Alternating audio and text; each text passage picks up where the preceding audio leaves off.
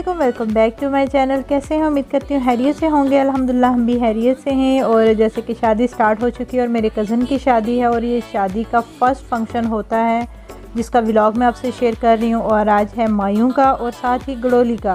पहले टाइम में मायूं जो है कश्मीर में दिन के टाइम की जाती थी और जैसे जैसे टाइम गुजरता गया अब तो ये मायूं का फंक्शन नाइट में किया जाता है।